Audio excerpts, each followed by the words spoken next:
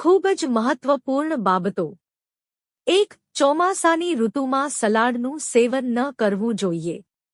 આનું કારણ એ છે કે સલાડમાં કાચા શાકભાજીનો ઉપયોગ થાય છે। ભલે તેને ઘણી વખત સાફ કરવામાં આવે, તેમ છતાં શાકભાજી પર બેક્ટેરિયા રહી જાય છે, જેના કારણે તમને પેટ સંબંધિત અનેક પ્રકારની સમસ્યાઓ થવાનું જોખમ રહે છે। 2. હંમેશા બધા કહે છે કે લીલા શાકભાજી કરતાં વધુ સારા પોષકતત્વો કોઈ શાકભાજીમાં હોતા નથી, પરંતુ ચોમાસા દરમિયાન તેનું સેવન ન કરવું જોઈએ। આ ઋતુમાં શાકભાજીમાં સૂક્ષ્મજંતુઓ, ધૂળ, માટી ઘણીવાર સ્થિર થઈ જાય છે, જે ધોવા પછી પણ જતા નથી।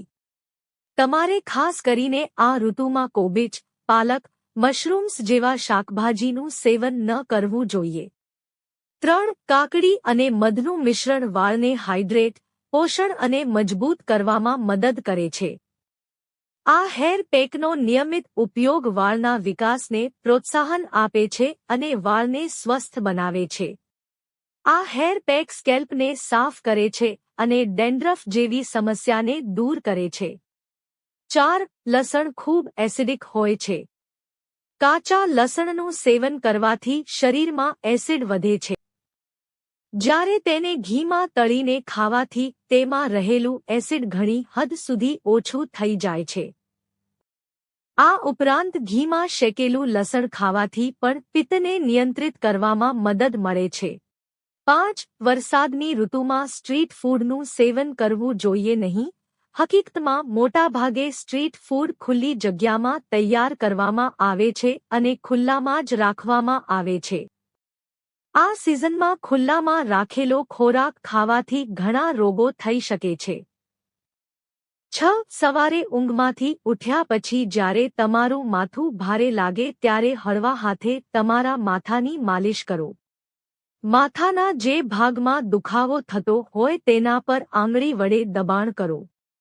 તમને પીડામાંથી રાહત મળવા લાગશે। રાત્રે ગુણવત્તાયુક્ત ઊંઘ મેળવવાનો પ્રયાસ કરો। જો તમને સારી અને ઊંડી ઊંઘ આવે છે, તો તમને સવારે માથાના દુખાવાની ફરિયાદ નહીં થાય।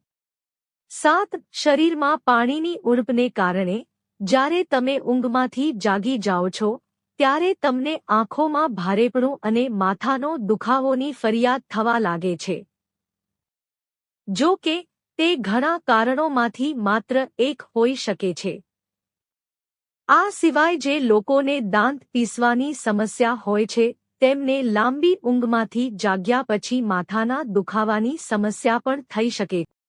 8. કાચા બટાકા અને તેની છાલમાં બળતરા વિરોધી ગુણધર્મો હોય છે જે પીડા અને સોજો ઘટાડવામાં મદદ કરી શકે છે। બળતરાવાળી જગ્યા પર કાચા બટાકાની પાતળી સ્લાઇસ અથવા છાલ મૂકો।